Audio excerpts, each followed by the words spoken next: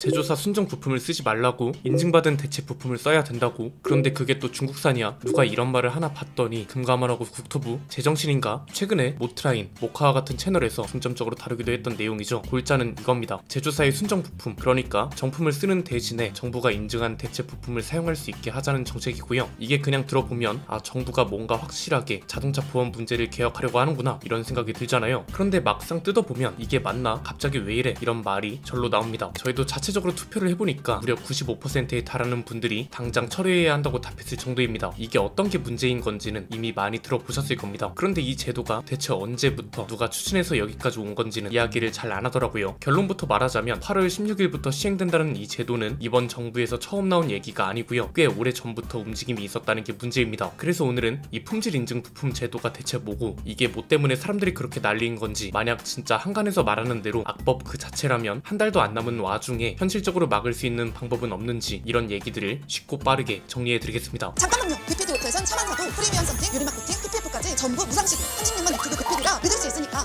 상담만 받아도 매달 수십만원 절약할 수 있습니다. 비교 견적, 복권권 세트, 차종 추천까지 전화 한 통이면 끝! 자동차 살 땐 빅피디오토 꼭 기억해주세요.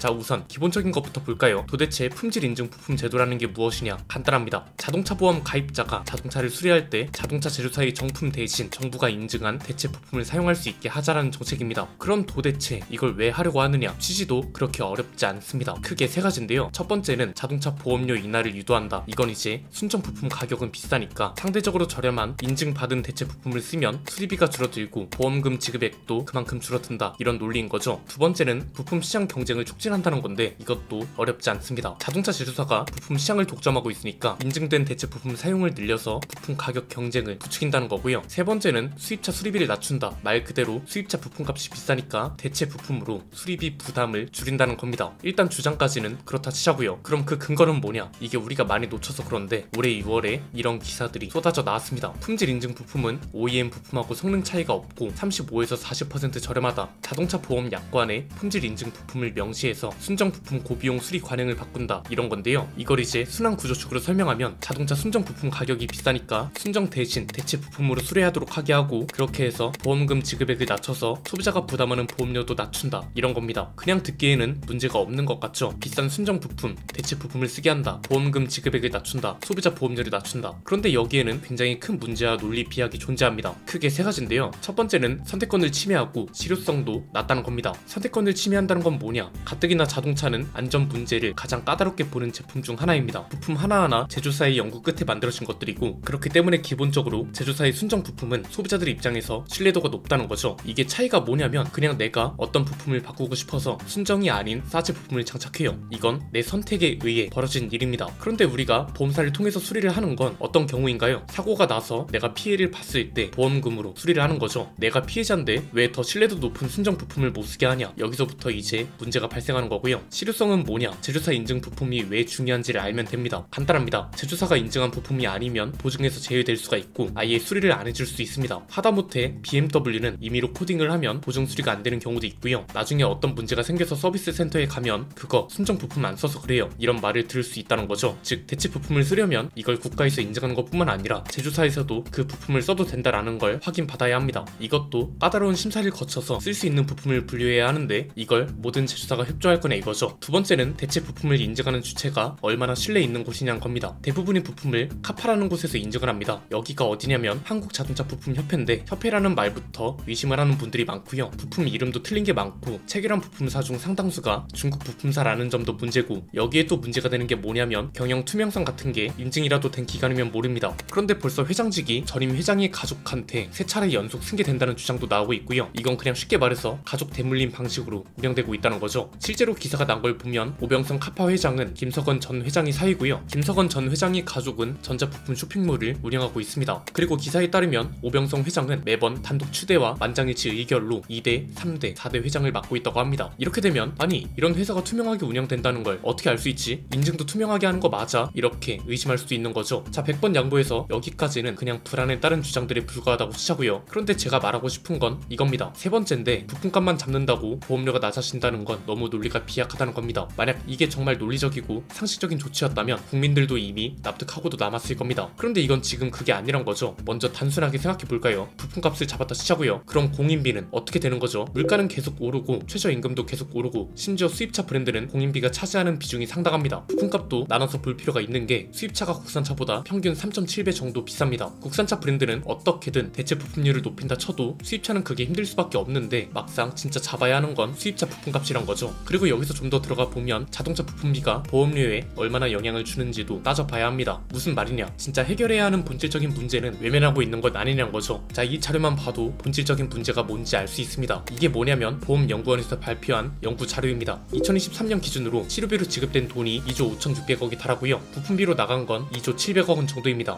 보험사 전체 손해액 비중으로 보면 부품값보다 치료비가 더 컸다는 거죠. 참고로 이 치료비는 최근 5년간 3,400억 원이나 더 늘어난 겁니다. 즉 나일론 환자들부터 잡아야 한다는 건데 아마 기억하실 겁니다. 몇 년 전에 나일론 환자들을 잡는다고 시끄러웠던 적이 있거든요. 그 뒤로 나아졌나를 보면 전혀 그렇지 않다는 걸 알 수 있습니다. 이것도 자료가 말해주는데요. 2015년부터 작년까지 추이를 보면 한방 진료비가 양방 진료비를 추월해 버렸습니다. 실제로 이게 뭐 다른 자료를 가져온 게 아니라 자동차 보험을 이용해서 치료받는 환자한테는 건강보험 적용 환자 대비 5배에 달하는 진료비를 청구한다는 걸 보여주는 자료인 거고요. 이것 때문에 뭐가 문제가 되냐? 한방병원에서 자동차 보험 적용 대상자한테 과다한 치료를 권하고 이걸 수익 창출 원천으로 활용하고 있다는 게 비판점인 겁니다. 실제로 부상 진료비 평균을 보면 목 부위는 양방병원이 16,000원이면 한방병원에선 68,000원을 받고요. 요추나 골반, 어깨, 흉곽, 손목 등등 자료상 모든 진료비가 한방병원이 훨씬 비쌌습니다. 이 보험료는 건강보험공단하고 건강보험심사평가원에서 발표한 자료입니다. 그럼 여기서 생각할 수 있는 게 뭐다? 부품값이 차지하는 비중이 너무 커서 그런 거 아니야? 이런 거죠. 이것도 아니라는 게 문제입니다. 다시 보험연구원 자료로 돌아와 보면 2023년 기준으로 부품비로 지급된 돈이 2조 700억 원 정도였고 치료비로 지급된 건 2조 5,600억 수준이었습니다. 보험사 전체 손해액 비중으로 봐도 부품비가 12.2%, 치료비가 15.1%로 오히려 치료비가 더 많았다는 것도 문제입니다. 즉 부품은 진짜 필요해서 가는 거기 때문에 이걸 순정으로 교체한다고 해서 뭐라 할 수 없는 반면에 나일론 환자는 그 정도로 치료를 안 해도 되는데 치료를 해서 불필요한 병원비를 과다 청구한다는 겁니다. 그럼 둘 중에 뭘 개선하는 게 맞나요? 꼭 필요한 것과 그렇지 않은 것 중에 고르라면 당연히 후자 아닌가요? 그리고 애초에 보험연구원에서도 제도 개선 방안을 뭐라고 결론 냈냐? 자동차 보험 손해율 악화의 요인을 구조적 문제로 봤습니다. 이 구조적 문제에는 뭐가 있다? 대인 배상과 대물 배상. 그 중에서도 앞에서 제가 말씀드린 대인 배상이 먼저 나옵니다. 2023년 1월에 제도를 개선했을 때 손해율이 잠깐 감소하는 듯 했으나 앞에서 보여드렸던 것처럼 24년도 손해율은 다시 늘어나면서 제도 개선 효과가 줄어든다는 거죠. 대물 배상도 단순히 부품값만을 문제 삼는 게 아닙니다. 수입차가 과거보다 증가하고 있고 하이브리드 차랑 전기차도 늘어나고 있습니다. 부품값이 비싸질 수밖에 없다는 거죠. 여기에 인플레이션으로 인한 부품비, 공인비 상승세가 지속되면서 보험금이 증가한 거지 순정 부품만을 콕 집어서 문제 삼는 게 아니란 거죠. 그래서 이게 참 근본적인 문제점을 제대로 들여다본 게 맞는지 의심할 수밖에 없고요. 그럼 이 말도 안 되는 정책을 우리가 현실적으로 멈출 수 있어야 하는 거잖아요. 지금 이걸 추진하는 게 금감원과 국토교통부라고 보시면 됩니다.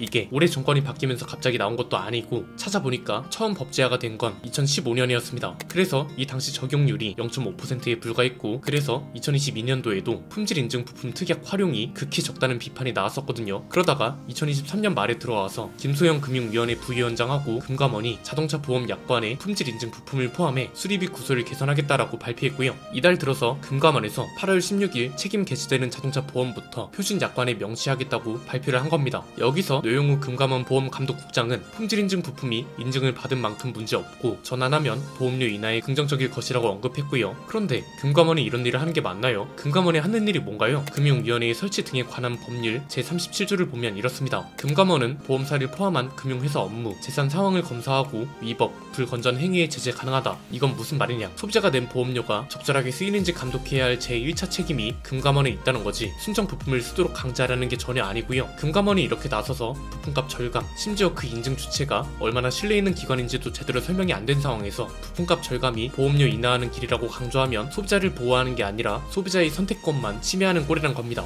자, 그럼 현실적으로 이걸 막을 수 있는 방법이 있냐? 다행히도 있습니다. 금감원은 이미 시행하는 걸로 마음을 굳혔죠. 그럼 남은 건 하나입니다. 가장 현실적이고 빠르게 할 수 있는 건 국회가 나서는 겁니다. 이건 여야가 딱히 합의를 하지 않을 이유도 없습니다. 다만 시간이 촉박하기 때문에 법안으로 이걸 막아야 한다는 건 너무 비현실적이고요. 대신 상임위에서 이걸 제재할 수 있는 방법은 있습니다. 상임위는 뭐냐? 법사위, 방통위 이렇게 분야별로 나뉘어져 있잖아요. 그럼 이 문제는 정무위원회가 1차, 국토교통위원회가 2차적으로 중요하다고 보시면 됩니다. 왜냐면 금융이랑 금감원이 정무위 소관 부처 목록에 포함되어 있고 국토위는 자동차 관리법을 비롯해서 차량 교통 관련 법률을 다루거든요. 순서는 간단합니다. 정무위랑 국토위가 긴급 현안 질의를 엽니다. 그럼 이 부처에서 관계자들이나 금감원장이 직접 나와서 소명을 하겠죠. 참고로 이복현 금감원장이 임기를 다해서 직무 대행자가 있으면 충분히 소명 가능합니다. 만약 내용이 부실하거나 이건 아니다 싶어요. 그럼 그냥 바로 시정 요구안을 의결해 버리면 됩니다. 일종의 시간 끌기인 거죠. 왜냐면 당장 시행되는 날짜가 8월 16일이면 한 달도 안 남은 거잖아요. 이게 사실 행정부의 법적 구속력이 있는 건 아닙니다. 그런데 일단 국회에서 이걸 생중계로 다루면서 정치적으로나 여론적으로 압박을 할 수 있고, 금감원도 대규모 여론을 무시할 수는 없거든요. 이게 빠르면 일주일, 늦어도 2주에서 3주 정도면 해결할 수 있는 방법이고요. 만약 이게 안 됐어요. 그럼 정무위 단독으로 할 수 있는 게 있습니다.